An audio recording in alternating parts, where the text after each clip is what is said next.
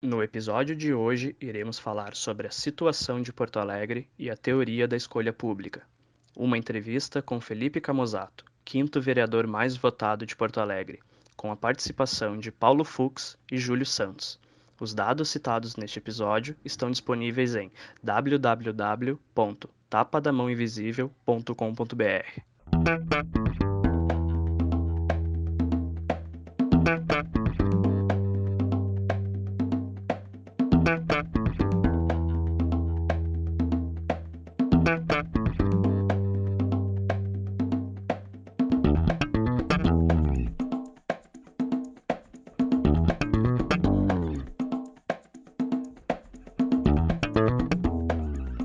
Este é o Tapa da Mão Invisível, podcast destinado àqueles que querem ouvir ideias que abalam sociedades e que não são ditas na mídia tradicional.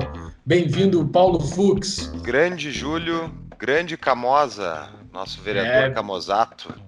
Bem-vindo, Felipe Camozzato, que está conosco aqui para um bate-papo sobre as mais variadas coisas, desde liberdade até política, porque elas não estão dentro do mesmo tema. Olha só, que satisfação, um prazer estar falando com vocês. Não só grandes amigos, mas também aí guerreiros no fronte aí da liberdade. Boa. Que coisa linda, né? Como a gente romantiza só ficar discutindo na internet, né? Já tu não, né? Tu Camoza, tá realmente no front lá. Quem aceita trabalhar lá no meio do ratoeiro, olha, tem uma coragem especial. As coisas precisam ser devidamente romantizadas e valorizadas. Eu tô lá no front brigando, recebendo o salário de imposto, tem uma condição para isso. Agora, vocês não deixam de estar brigando e lutando pelas ideias também. Muita gente está ouvindo, se capacitando e se preparando para poder fazer os combates nas suas, né? Seja na mesa da família, né? Aquele tiozão comunista que tem lá, né? Ou até mesmo o seu colega de sala de aula, colega de universidade, ou alguma discussão que o cara arruma em época de eleição. Então, não deixa de estar cada um contribuindo para que as ideias cada vez mais sejam amplificadas. E para isso que eu digo que todo mundo acaba sendo um colega de fronte, aí, um guerreiro de liberdade. Porque só não é um guerreiro, só não é um colega, é aquele que fica quieto, que guarda para si só.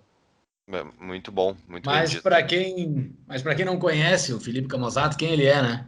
Felipe Camozzato é administrador formado pela URGS, foi embaixador, gerente de projetos para representar a Confederação Brasileira de Empresas Júniores, sócio-diretor de marketing comercial de um grupo de serviços ambientais, pós-graduou-se em liderança competitiva global pela Georgetown University, nos Estados Unidos, está cursando especialização em finanças na URGS, é fundador do Partido Novo no Rio Grande do Sul, voluntário nas manifestações de 2015 e 2016, histórica, ele participou da criação da Banda Louca Liberal, e é o quinto candidato mais votado da cidade de Porto Alegre para vereador na eleição de 2016, né, Camozzato? Isso aí. Exato, está no meio do mandato. No meio do mandato, exatamente. No meio do mandato, então tu tem um pouco de coisa para nos contar aí, como é que foi esse teu meio de mandato, mas eu acho que antes de tu falar da metade desse teu mandato, acho que é interessante essa tua carreira de se mostrar tanto um líder empresarial, né, que tu és, que tu teve antes de assumir aí, antes de ser eleito, mas um líder nas ideias da liberdade, no empreendimento liberal, né? Na divulgação das ideias. Como é que foi essa loucura? Como é que tu chegou até a Banda Louca Liberal e até ser vereador? O que tu tem para nos contar? Olha, eu até diria assim que eu não sou propriamente um intelectual das ideias da liberdade, assim, eu não me considero um estudioso do tema, tampouco me coloco aí como um acadêmico no assunto. Até as ideias da liberdade, né, o liberalismo, ele surgiu para mim ao acaso. Eu lembro muito quando eu estava ainda na universidade, quando eu estava trabalhando na consultoria lá na empresa Júnior, de consultoria da administração, sempre gostei muito de ler, sempre gostei bastante de estudar. Na verdade, não é gostar bastante de estudar, mas eu gostava muito de ler aquilo que me interessava e de me aprofundar bastante no tema para que eu pudesse fazer um bom trabalho, né, e me destacar. Então, nessa época, eu lia muito, me interessava bastante, especialmente por essa área estratégia e marketing, que eram as áreas que eu tinha ênfase na graduação e também que eu acabava lidando mais no meu trabalho de consultoria e depois quando eu fui presidente da empresa Júnior também. Casualmente, por conta da empresa Júnior, a gente recebia todo ano ingressos para o Fórum da Liberdade e interagia com outros grupos da faculdade também, com o centro acadêmico, com o Grêmio Estudantil e tudo mais. Então eu acompanhei desde o início da graduação o processo que foi a retomada né, por pessoas não ligadas a partidos de esquerda do DCE da URGS, que na época teve um grupo que, dentre as pessoas do grupo que conseguiram fazer isso, estava o então estudante de pós-graduação Marcel Van Hatten. Então a gente se cruzava nos corredores, nos conhecemos a partir daí. Também nessa época, indo nos fóruns da Liberdade, eu até não fazia muito sentido para mim, para tu ver só como são as coisas, não fazia muito sentido para mim por que o Fórum da Liberdade se chamava Fórum da Liberdade.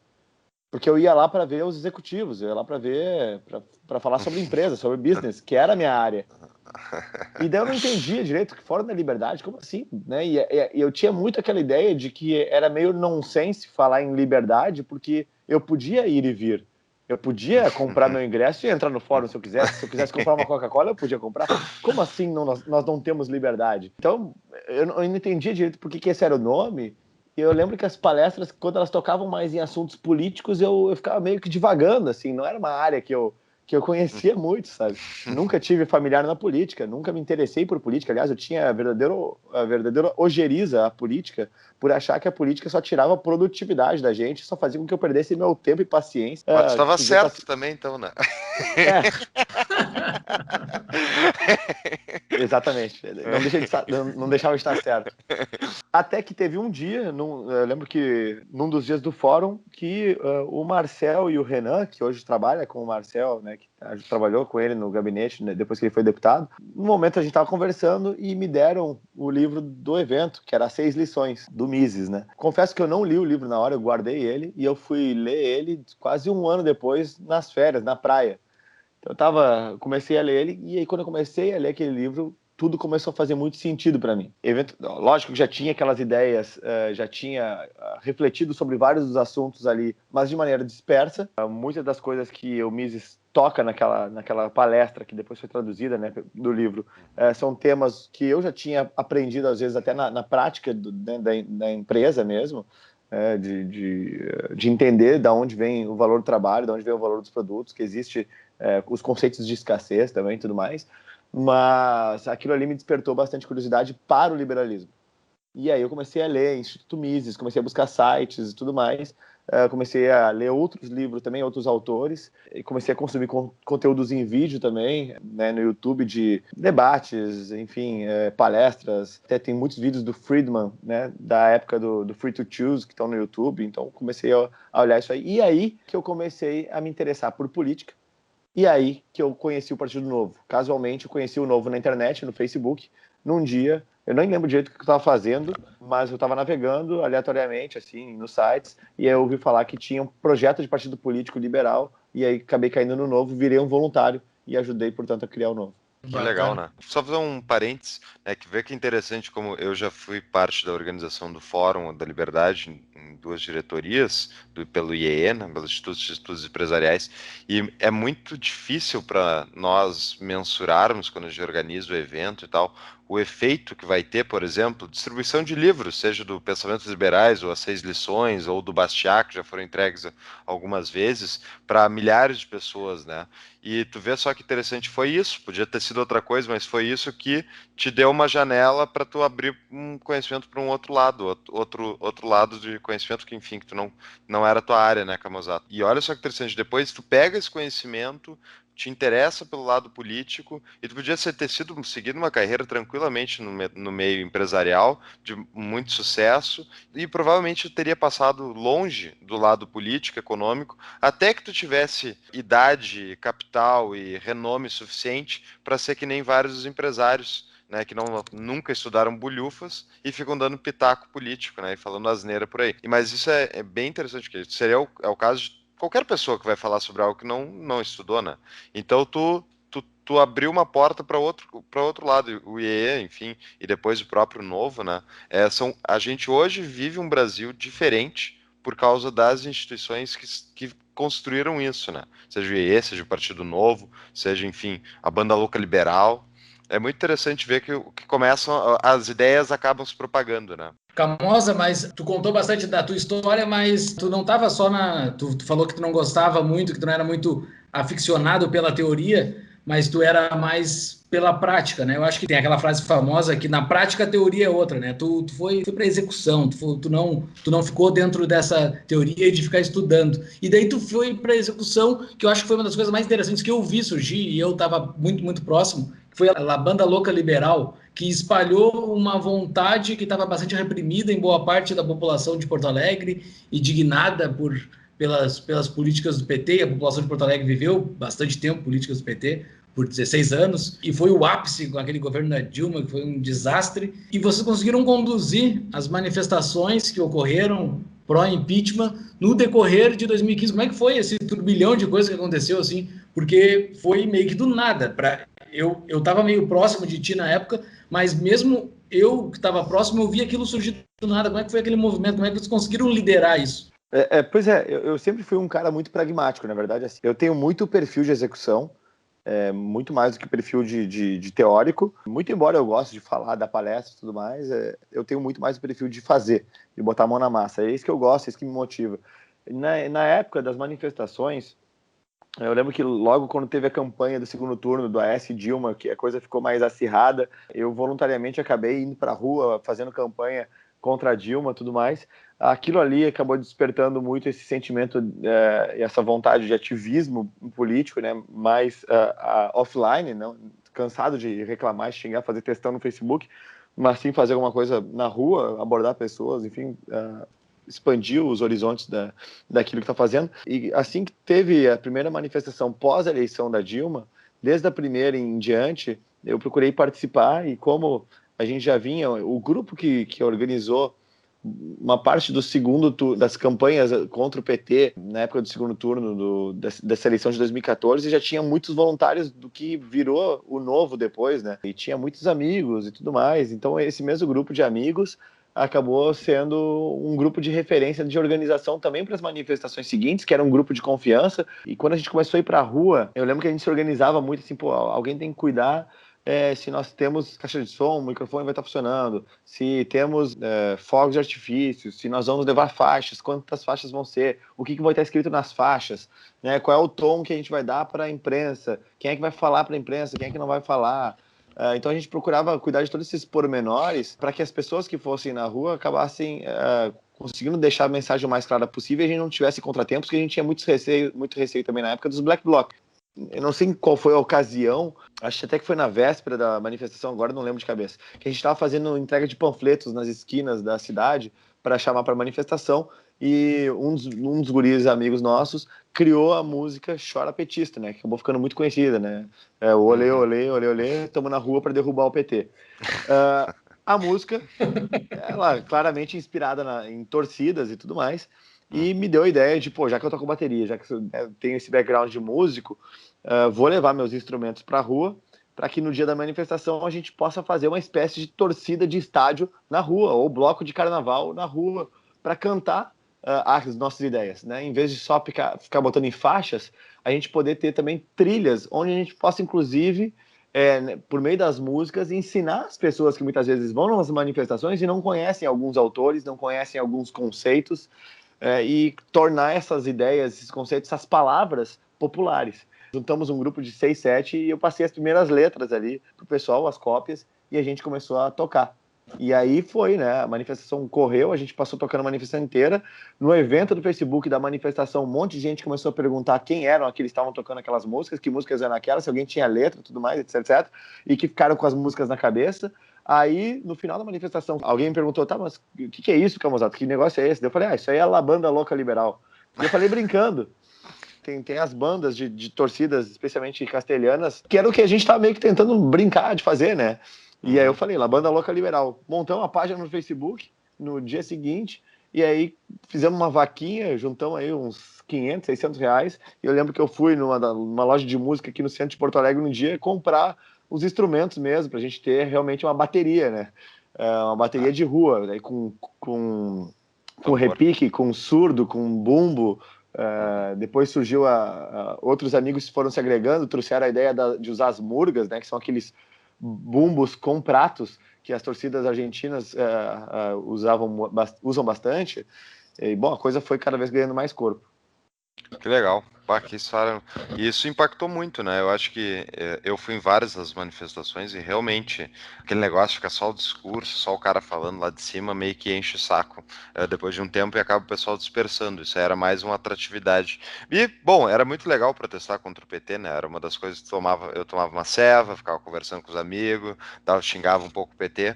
Eu só não gostava muito quando o pessoal queria aplaudir a Polícia Federal, né? Daí eu não compactuava muito. Então vamos avançar, vamos falar um pouquinho depois da tua jornada. Tu concorreu pelo Novo, foste o vereador mais votado do partido, né? E ganhou a vaga. E inclusive, para quem não sabe, o Novo não faz, ou quer dizer, não fez até hoje, coligação, né? Então ele não se aproveita daí basicamente de tu ter coligação para diminuir os votos mínimos que necessita para botar uma cadeira. O Novo foi chapa puro sangue, e o Camozato foi eleito e então, agora me diz, como é que tá a nossa cidade, para quem é aí de Porto Alegre, para quem saiu de Porto Alegre, foi embora porque não aguentava mais os buracos na rua, e me diz, foi por isso que tu foi, Júlio? Foi por causa dos buracos da rua.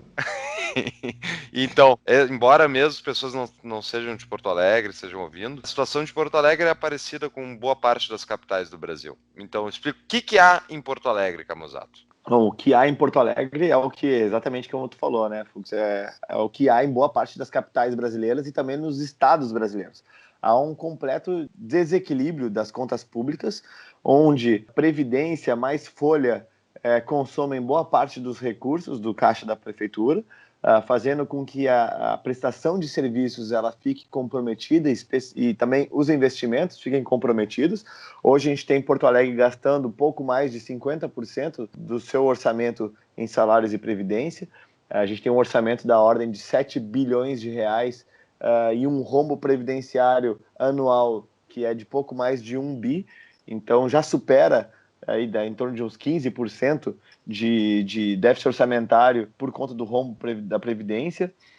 Nós temos uma série de dificuldades também de conseguir trazer a iniciativa privada para contribuir com a infraestrutura e também os serviços públicos no município, seja porque a gente tem um ranço estatista e esquerdista muito forte, afinal de contas, Porto Alegre é uma cidade que foi governada pelo PT, foi uma das primeiras capitais, se não a primeira capital a ser governado pelo PT, ficou nas mãos do PT durante muitos anos, e não só o PT, né, para não ficar só dizendo a culpa é dos petistas, não, a gente tem uma tradição getulista, uma tradição brisolista muito forte, então todas as cores do estatismo, elas estão muito bem pintadas na cultura porto-alegrense e, obviamente, isso reflete na política da cidade.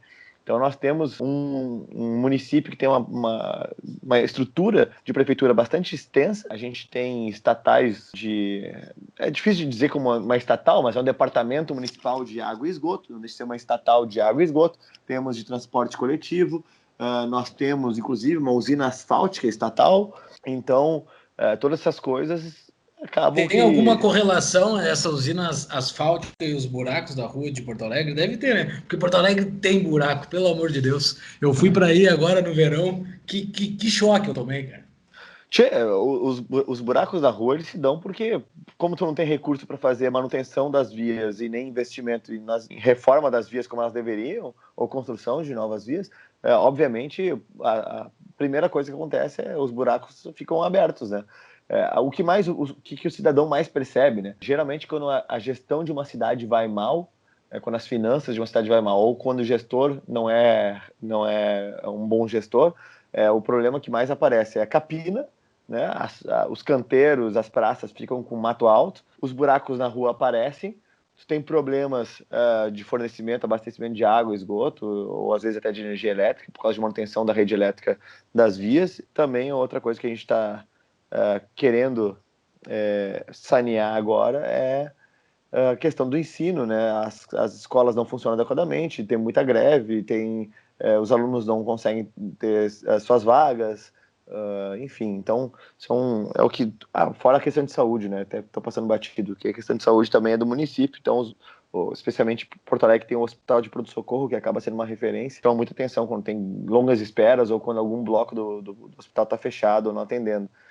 Então, assim, mas a primeira coisa que o pessoal grita com buraco de rua, capina, esqueci do recolhimento de lixo. E recolhimento de lixo. São as três questões, assim, que acaba ficando mais em evidência, né? Tem solução esse imbróglio todo? O que o Novo faria se fosse eleito para a Prefeitura de Porto Alegre?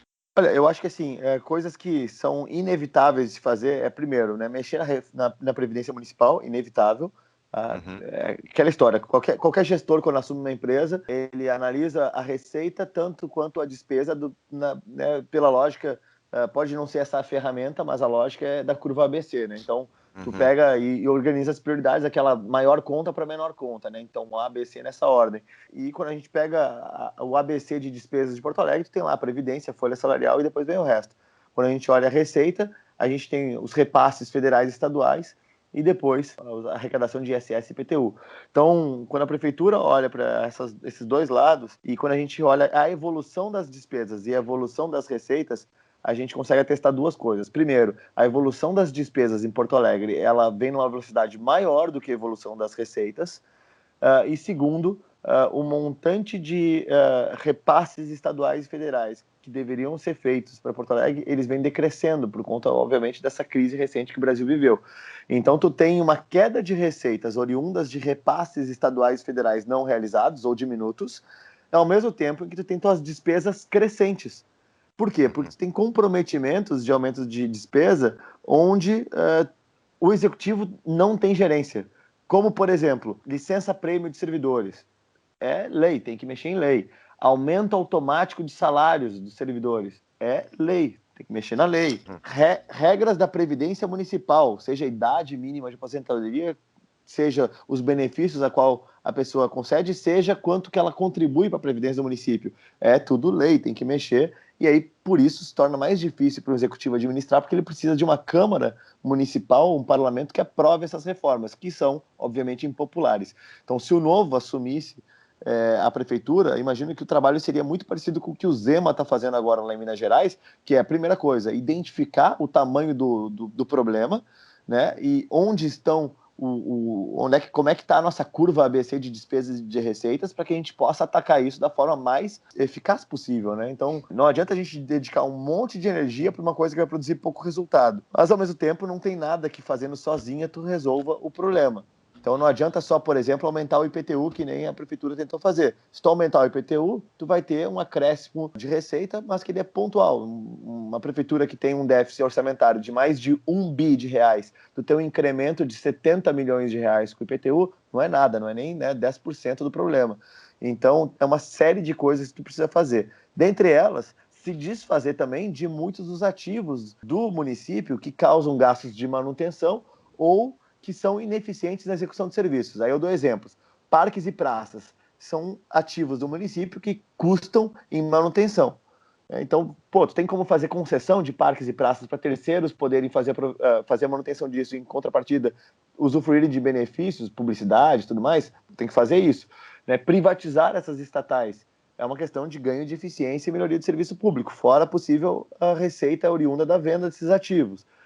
Tu tem aí o que governos já fizeram também no passado, mas as vendas de folha de salários para bancos poderem fazer a administração dessas folhas, conseguir vender outros ativos imobilizados, imóveis, fazer renegociação dos ativos que está alocando, enfim, né, contratos de terceirizadas e tudo mais. Então, isso tudo, boa parte disso, a prefeitura atual já vem fazendo e encaminhou projetos, mas o que a gente sente é que existe uma resistência muito grande a aprovar eles. A prefeitura teve muita dificuldade de conseguir articular os apoios para fazer essa aprovação, e mesmo os projetos de reforma que deveriam vir com muito mais robustez vieram muito tímidos em sua boa parte. Tímidos, talvez, para que viabilizassem a aprovação, mas como tu não tem apoio político para viabilizar a aprovação, tu não conseguiu nem projetos robustos para resolver o problema e tampouco aprovar aqueles que são modestos. Então, a gente acabou durante esses 2 anos, ficando muito tempo parado. Foram poucas coisas que foram efetivamente feitas para solucionar especialmente a curva de despesas, que é a mais importante. Já que Porto Alegre não tem um problema de receita, já que a receita ela continua crescendo, muito embora em ritmo menor do que o crescimento de despesas. Cara, mas assim, tu falou da curva ABC aí, que faz todo sentido para quem trabalha no ramo empresarial. A tomada de decisão mais robusta é feita em cima de uma curva ABC. Daí tu citou as duas principais despesas, como a previdência e a folha, né? Tem como agir em cima dessas duas despesas? Elas são extremamente robustas. Hoje existe uma grande discussão a nível nacional sobre a reforma da previdência, mas aí dentro do municipal tem como mexer nessas duas, porque os caras têm direito garantido, né? Como é que vai mexer nisso? Pois então, isso é uma coisa que até o Gustavo Franco fala, né, e o Paulo Guedes tem trazido bastante, que os ajustes de contas do setor público, eles podem ser feitos de duas formas. Eles podem ser feitos tanto de forma a bater de frente com essas corporações e cortar benefícios, então tu tem realmente uma discussão que pode inclusive ser judicializada sobre várias dessas alterações, ou tu pode fazer novas regras para o momento atual para frente, do momento atual para frente, para novos entrantes. E aí tu reduz esse potencial desentendimento jurídico ou passivo jurídico que possa ter, e tu consegue aumentar também a probabilidade de aprovação. Conforme o tempo passa, o que se vê é que as contas públicas, né, a arrecadação, ela continua aumentando, e conforme tu congela a estrutura de despesas, tu para ela no tempo para que ela não continue aumentando naquele ritmo, tu tem um ajuste ao longo do tempo. Então, ao longo dos próximos 5, 10, 15 anos, tu consegue reajustar as contas, né, fazendo com que o que antes era uma curva crescente de despesas para uma curva estável de receitas se torne numa curva decrescente de despesas ou estável de despesas para uma curva estável ou crescente de receitas. Então, na Previdência Municipal, tu tem como reformar pontualmente, sim, as regras previdenciárias. Então, quem é que vai ter direito a benefício? Tu pode mexer na idade, tu pode mexer no teto de recebimentos, tu pode mexer na contribuição, valor de contribuição. Isso foi feito, inclusive. Tu pode instituir Previdência Complementar, que também foi feito aqui em Porto Alegre. Foi feito no estado também, outros estados também estão fazendo parecido. Na parte de folha salarial, tu tem como mexer nos benefícios, especialmente nos aumentos automáticos. Porto Alegre, por exemplo, tem os avanços automáticos de salário, que a gente chama aqui. É o seguinte, além da correção inflacionária, a cada 3 anos o servidor ele tem direito a um ajuste de 5% real no seu salário. É inacreditável isso é inacreditável. Mas e aí, E tu tem prêmios de permanência ainda. A cada 15 anos dá um incremento de mais 5% ou mais 10%. Agora eu não lembro de cabeça os números. Tem estabilidade e tem prêmio de permanência, velho. Tá, Cara, deixa eu fazer uma pergunta aqui. Essas coisas tu pode mexer pela lei, né?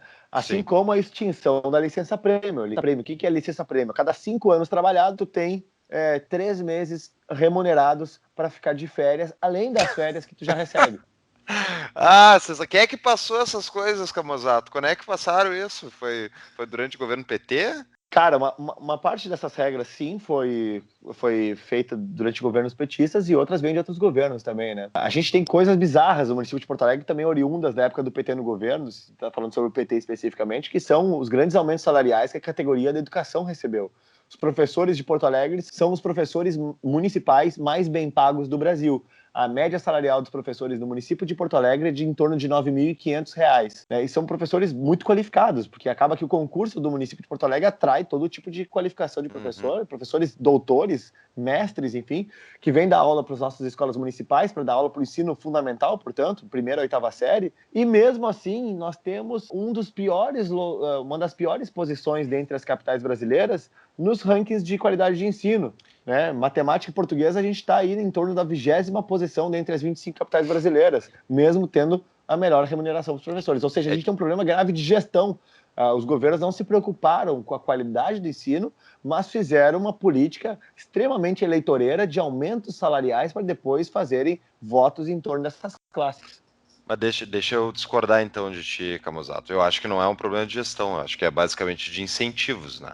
Eles não tinham incentivo nenhum para controlar a gestão da qualidade do ensino, não é o objetivo do político, ao que está eleito, o objetivo dele é ser reeleito, né? Manter o poder, manter os amigos ali. O principal problema, ao meu ver, é essa prefeitura, né? Que é impressionante como não anda, como as coisas não acontecem aqui em Porto Alegre. E é a mesma coisa em muitas outras prefeituras. E eu lembro na campanha, no caso do nosso prefeito aqui, o Marquesan, que ele não estava defendendo essa redução, vamos cortar, vamos enxugar, vamos focar no que mais importa, abre e fecha aspas, né? Ele falava, vamos aplicar mais gestão, E o outro, o concorrente dele, Sebastião Melo, falava o quê? Que a gente vai planejar melhor, a gente vai fazer grupos de trabalho. Nenhum dos dois defendia a ideia de que o Estado estava metido fazendo coisa que não deveria. Por exemplo, saneamento básico. Né? Temos aqui o nosso querido DEP, Departamento de Esgotos Pluviais, que é, simplesmente, quantas pessoas não têm saneamento básico em Porto Alegre, né? E eles sempre cuidaram do saneamento básico. Não vão resolver, nunca. Então não adianta, não tem como ter, nesse caso não tem nem como privatizar, né? Porque é uma autarquia, mas, enfim, transferir para a iniciativa privada. Mas fora isso, as escolas, é bem simples, ao meu ver, resolver o problema. Assim, para de contratar. Não contrata mais nenhum funcionário público. Não tem dinheiro, não tem que ter mais professor público. Faz voucher para cada professor que tu vai economizar uma pensão para o resto da vida, esses aumentos automáticos, tu paga provavelmente anos de escola de uma criança numa escola privada. Tu não precisa mais contratar professor. Vai fechando e dando voucher para quem é mais pobre, que daí já vai resolver o problema. Mas não, eles continuam contratando e repondo os funcionários caros que se aposentam cedo e que tu tem que continuar pagando os novos ainda por cima. Então tu paga 2 para ter 1. Nesse sentido, assim, até essa gestão, ela tem contratado bem menos. Eu não lembro de ter tido nenhuma chamada de professores, por exemplo. E existe o secretário atual de educação aqui no município, eu gosto muito dele, assim, ele tem tido um cuidado bastante com essa questão de qualidade do ensino e como a gente está administrando o recurso alocado nas nossas escolas. Já que ele não consegue diminuir esse recurso, o que ele fez? Ele está mudando um pouco a lógica de incentivos. Bem isso falou, Fux, que eu concordo contigo. E, aos poucos, ele está descentralizando o orçamento da educação, fazendo com que os diretores das escolas possam ter mais recursos para que possam administrar a manutenção das suas próprias escolas e dando capacitação para esses caras. Ele tem, em vez de contratar novos professores, ele tem feito alguns programas, uma espécie de contratualização, são chamadas escolas comunitárias. Ano passado começou um piloto aí de escolas comunitárias, que são um modelo análogo ao que a gente conhece pelas charter schools americanas, né? Mas onde tu tem uma entidade privada, né? Ou empresa, uma associação da sociedade civil sem fins lucrativos, que acaba recebendo alunos, recebe um repasse para que ela possa conduzir suas atividades e a gestão municipal ela acompanha a qualidade do ensino que está sendo entregue.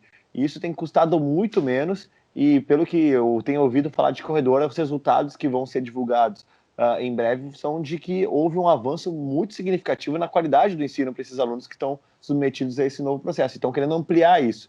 A mesma coisa para as nossas creches no município de Porto Alegre. Quase todas as creches do município são privadas, não são públicas. A prefeitura praticamente não detém creches, mas sim conta com entidades terceiras que fazem a educação, a recepção dessas crianças. Então, obviamente, repassando recursos para cada aluno e trabalhando na capacitação dessas creches para que possam ter um serviço mínimo de qualidade, uma vez que muitas dessas creches atuais sequer eram creches, eram associações de bairro, de moradores, que alguma mãe de algum filho ia lá e cuidava das crianças das outras famílias, e por aí vai, né?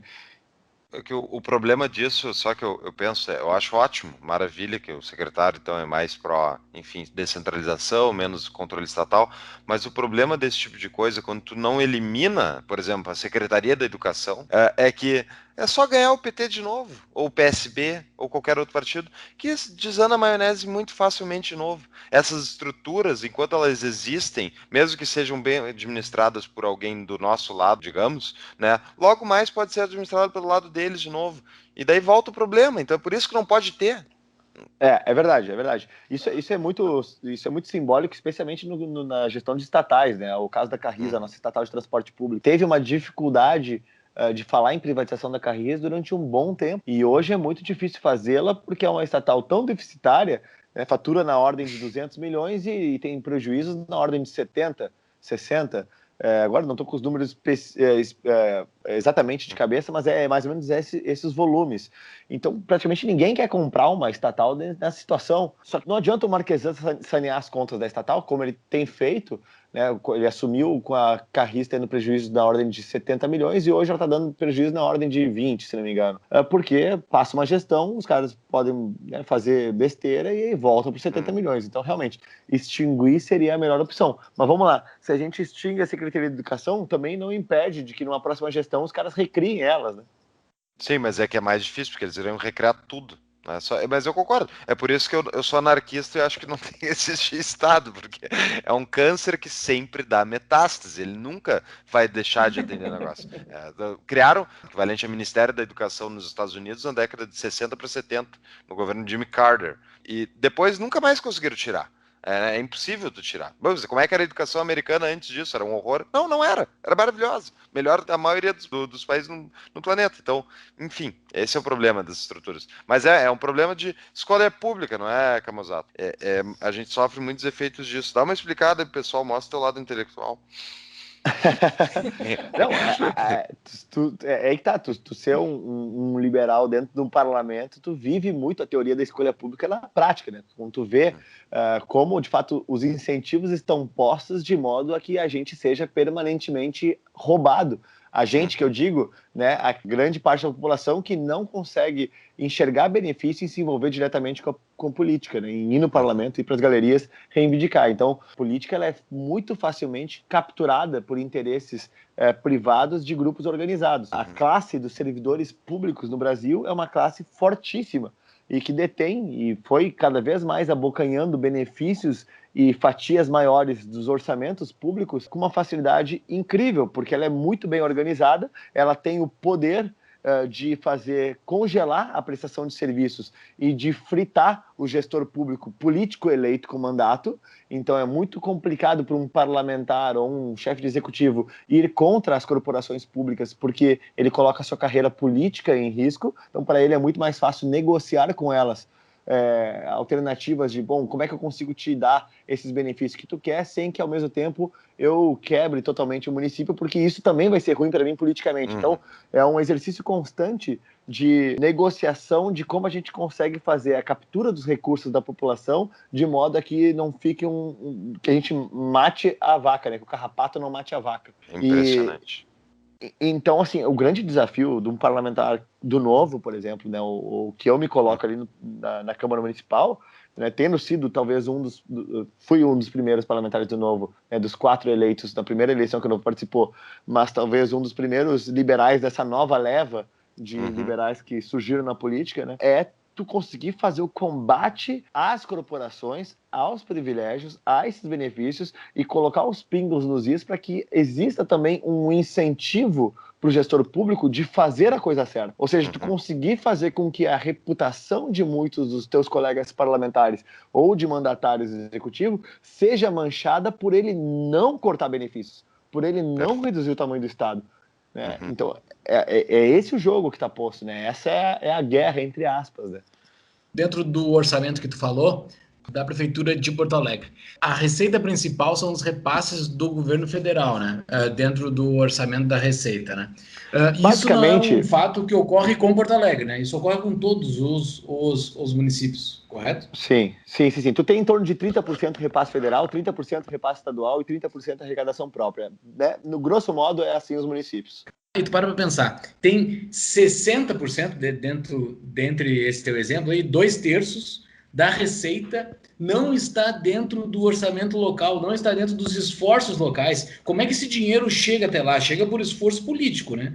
É os prefeitos que vêm até Brasília aqui com um pratinho na mão, é os prefeitos que vão até Porto Alegre pedir com um pratinho na mão para o governador que dê um pouquinho de dinheiro, é isso, né? É disso que vem esses repasses? Isso é uma parte, tá?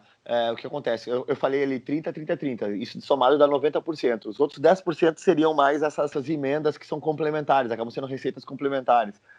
Os repasses, esses são os repasses constitucionais, tá? Então, tu tem os repasses constitucionais de saúde, de educação, das diversas contas de serviço público que acaba que a União, às vezes, vai lá e arrecada o recurso através do imposto de renda e dos demais impostos federais e repassa uma parte disso para as cidades, né?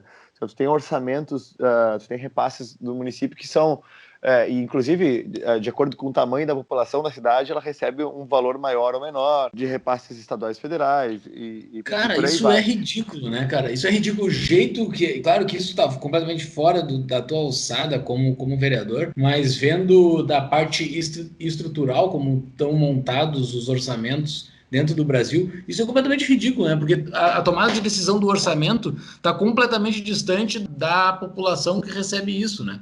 Porque provavelmente esse IR, ou sei lá o quê, qualquer imposto federal que foi gerado por Porto Alegre, caiu numa vala comum aqui em Brasília, ficou nessa vala comum e foi para aí por um outro tipo de indicador que foi quantidade de população, pelo que tu falou. Então, pouco importa a quantidade de renda que Porto Alegre está gerando para que gere imposto federal. Vai voltar dinheiro para ela pela quantidade de população. E provavelmente alguns indicadores educacionais e de saúde sejam assim também. Sim, sim, sim, pois é, né? Respeitam critérios mais diversos, né? Qualidade do ensino, número de alunos matriculados, né? A mortalidade infantil. Eu não sei de cabeça todos esses detalhes, até porque eu não mexo com orçamentação federal, né? Eu mexo muito com a municipal, mas assim, sim, entre essas regras, não à toa que existem as distorções que a gente vê muitas vezes em memes, em cards, em textos do Facebook por aí, de que, vamos lá, o Rio Grande do Sul ou Porto Alegre arrecada tantos bi em tributos, mas recebe X, sei lá, 50% disso. Os outros 50% foram para, sei lá, para o Amapá, para Amazonas, para o Maranhão. Né? Essas distorções de repasses orçamentários ocorrem justamente nessas regras de distribuição que eu falei, quando a União centraliza os recursos e depois, na hora de mandar eles para cidades, mandam com base em regras diferentes das quais eles foram arrecadados. E a população local não tem incentivos para que se gere renda local, para que se traga empresas grandes, de grande porte local, porque aquilo não vai virar um orçamento local para a cidade, né? Cara, isso é tudo distorcido, cara. Vai virar em partes, né? Acaba que o município faz um esforço para trazer, porque isso reflete em melhorias de indicadores de desemprego, por exemplo, né? Querendo ou não, tu tem uma chegada de riqueza na economia local também, então acaba Sim, que é dinheiro novo entrando. Gera emprego. Tu tem aí também ganhos com ISS, que é um tributo municipal, tu tem ganhos com IPTU, que é um tributo municipal também. Ganhos não quer dizer perdas, né? Tu tá trocando o termo. Eu sei, eu tô brincando. Eu tô falando do ponto de vista do município, né? Mas é verdade. Mas o município, assim, mas o grosso que uma empresa paga, que é tributo federal, o cara não tem incentivo nenhum para levar o cara para aí, né, cara? Que é o federal e o estadual, né? Que é o ICMS. Por isso que existe toda a discussão em torno da guerra de ICMS, né? Que acaba sendo um tributo elevado, que ele é bem significativo para o faturamento das empresas, e junto com a isenção aí no pagamento de IPTU, acaba sendo um pacote de benefícios geralmente ofertado para as empresas, né? Então, a gente vai te dar o terreno, vamos te isentar de IPTU e vamos te dar algum tipo de benefício fiscal do ICMS reduzido ali para que tu possa vir para cá e trazer teu empreendimento. Mas o interesse político disso está longe da cidade, é no estado, né? A cidade entra nisso mais porque ela acaba respingando nela também benefícios, né, que a gente já comentou. Não, e é isso que justamente essa redução de ICMS, coisas que os estados podem, essa guerra, com essa guerra fiscal, como eles chamam, né, é positiva, porque ela justamente baixa a taxa de tributação que permite que mais empresas possam gerar riqueza, possam crescer, embora isso favoreça especialmente grupos grandes empresariais, né, e não todo mundo, que é o que deveria acontecer, mas eles basicamente, né, não fazem uma regra universal, eles fazem para aqueles que conseguem ser politicamente ativos ou ter um porte grande o suficiente. Agora, a grande questão aí é a pergunta: por que Porto Alegre precisa de Brasília?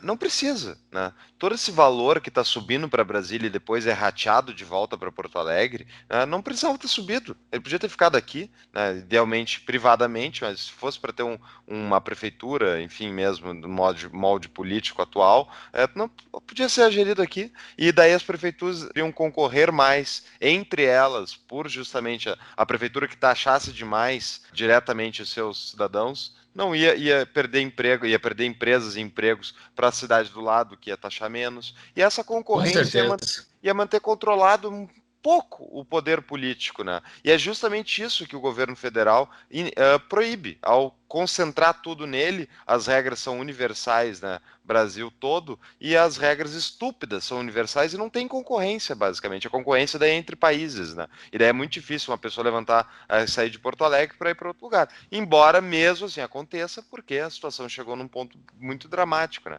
E, mano, enfim, eu até queria tratar para a gente até se encaminhar para o nosso encerramento. O problema de Porto Alegre, Camusato, eu queria saber se tu deve acompanhar aí pelo pessoal do Novo.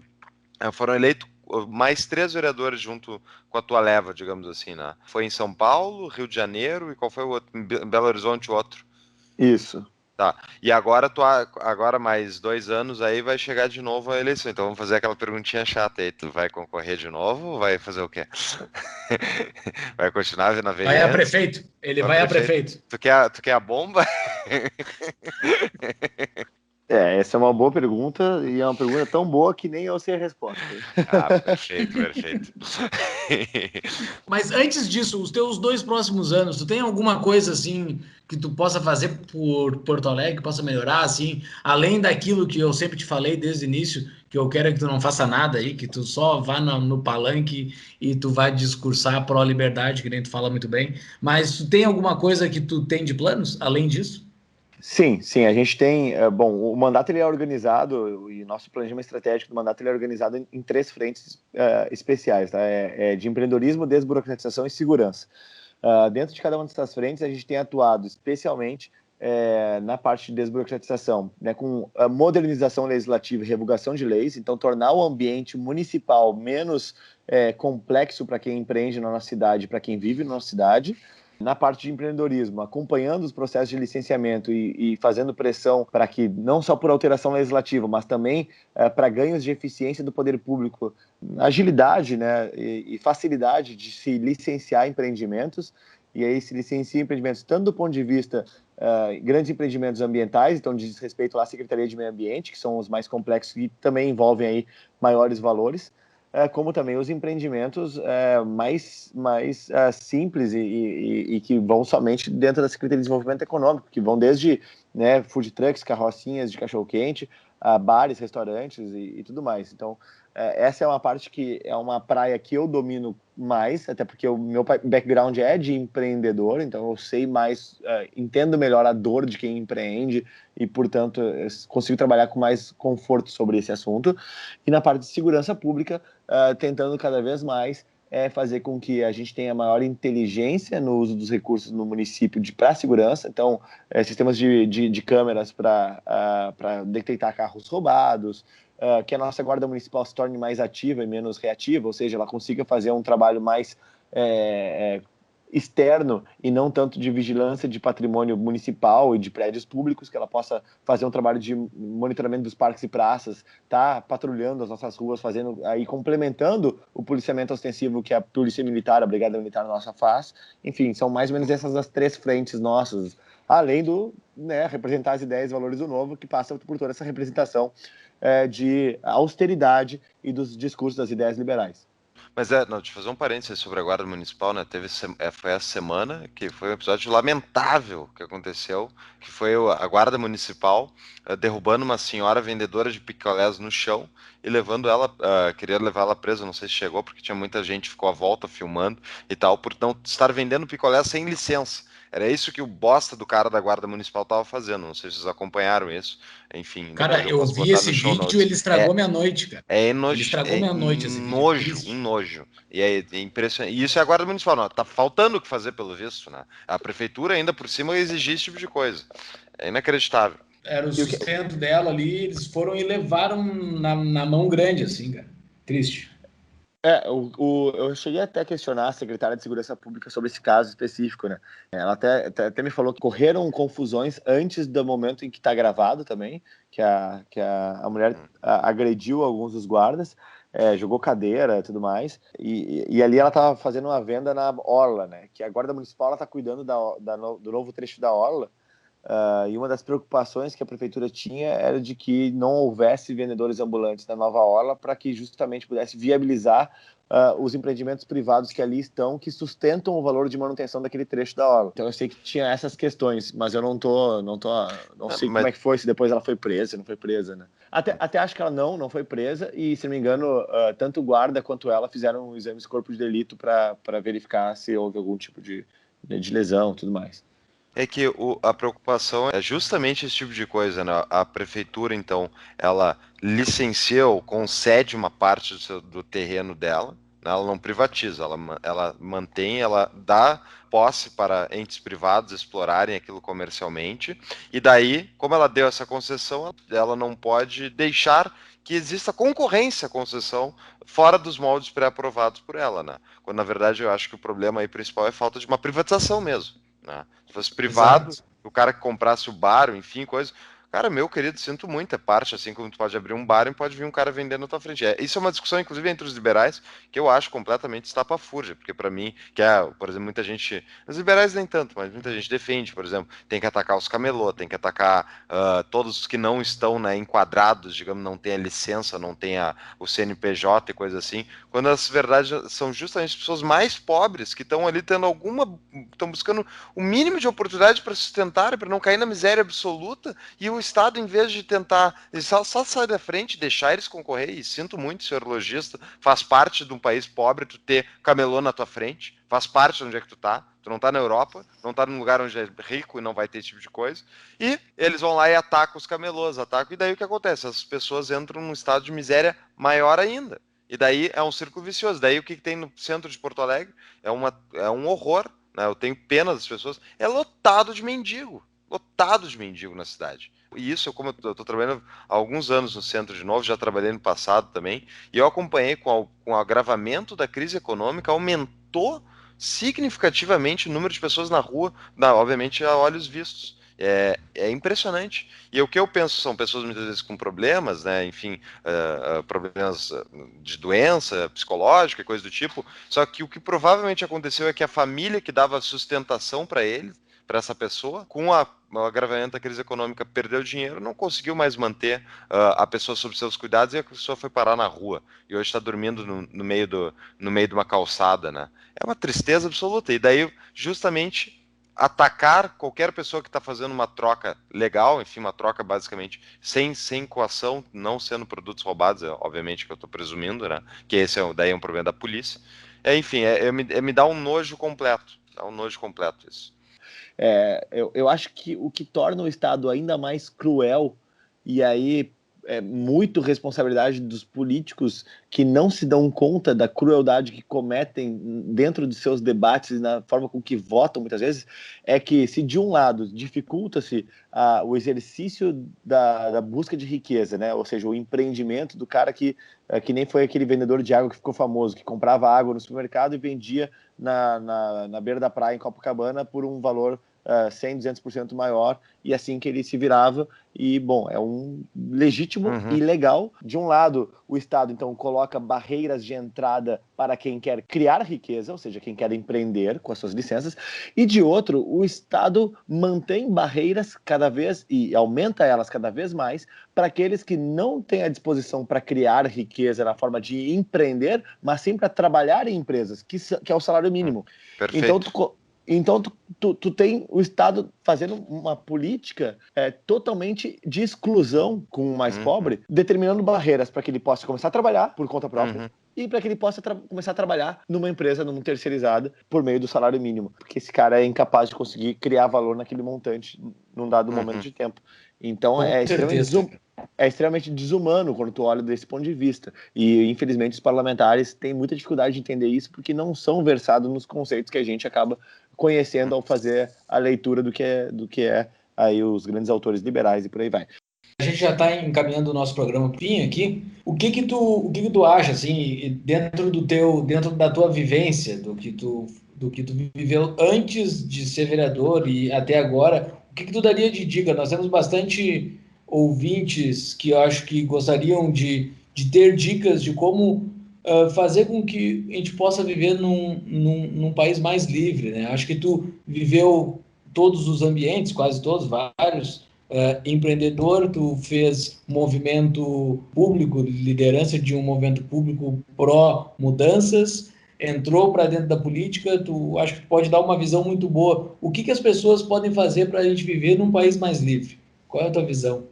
Eu acho que volta àquela conversa do início, assim, de ser pragmático na execução e de fazer as coisas, botar para fazer, sabe? Eu acho que só não é um guerreiro das ideias liberais aquele que guarda para si. Todo aquele que externa isso de alguma forma está contribuindo para que nós nos tornemos um país mais livre e que a gente consiga avançar nessas ideias. Por quê? O parlamento, ele reflete a cultura do povo. Então, querendo ou não, nós conseguimos muitos avanços, né, aprovações de matérias na Câmara, muitas vezes porque aquilo se tornou um óbvio nas ruas. Né? E aí o parlamentar, né, no seu regime de incentivos, quer se reeleger e, portanto, ele quer atender aquilo que ele enxerga como interesse público. Se ele consegue perceber como interesse público privatização de uma estatal, ele fará aquilo e votará aquilo, muito embora ele possa não entender porquê daquilo, ou muito embora discorde daquilo. Perfeito. Então, toda vez que nós saímos da inação para a ação, e seja essa ação um movimento social, engajar num clube de estudos, fazer publicação de textos na internet, fazer um podcast que nem é o Tapa da Mãe Invisível, ou mesmo discutir com a sua família sobre temas relevantes nacionais e como são as possíveis soluções, tu está contribuindo para que o caldo de cultura que permeia os incentivos postos na política seja modificado e torne viáveis aquelas nossas ideias politicamente.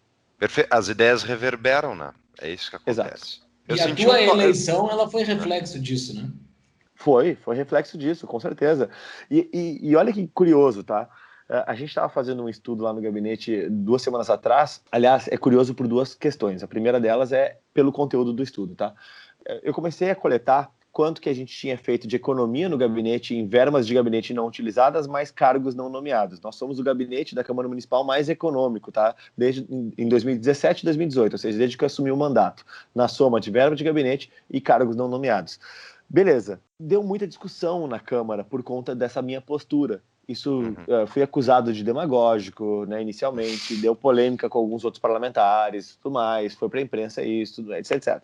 Um jornalista de Porto Alegre, o Paulo Germano, da Gaúcha ZH, resolveu fazer um ranking dos vereadores que menos gastam, tá? E ele fez isso, eu não sei se ele já fazia isso antes, mas ele fez isso depois de 6 meses do início do meu mandato, ao final de 1 ano de mandato, e agora fez ao final de 2 anos do mandato, tá? Eu acabei ficando ranqueado em primeiro lugar nos primeiros 6 meses, perdi o primeiro lugar no final de 1 ano, porque um outro vereador que não exerceu durante todo o ano o cargo acabou ficando mais econômico, que não teve todo o ano para gastar, e nesse segundo ano também teve um outro vereador que ficou mais econômico que eu, acabei ficando em segundo em verba de gabinete, porque o ranking dele é verba de gabinete, não é verba de gabinete mais cargos não nomeados. Como eu entendo que a economia é um conceito que tudo de recurso público que tu pode economizar, conta, né? Então, não adianta tu pegar e economizar, sei lá, 100 mil reais em verba de gabinete, mas tu tem tua equipe inteira nomeada e custou 600 mil para o pagador de impostos. Então, se eu conseguir economizar um saldo total de 350 mil entre verba de gabinete e cargos não nomeados, é muito melhor do que o cara que economizou 200 mil só em verba de gabinete.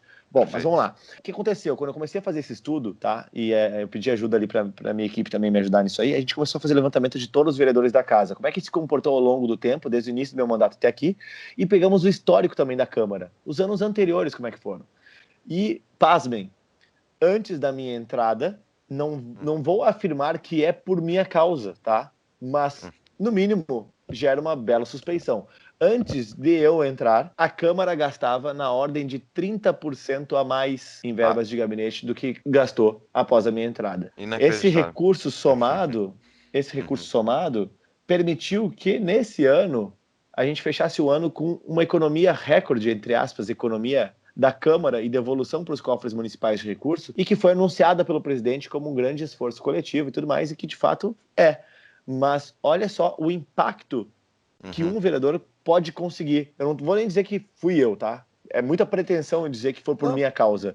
Mas certamente houve uma contribuição bastante significativa da nossa postura e a repercussão que teve nossa postura na imprensa e na população para que outros parlamentares também aderissem, porque ficou cool, virou pop, Ficou legal fazer isso. Não à toa que ao final do segundo ano tem vereadores competindo para ver quem vai ser o mais econômico. Que tal, hein? Isso é inacreditável comparando a 4 anos atrás. O exemplo arrasta, né, cara? Estamos fazendo a guerra fiscal de verba de gabinete.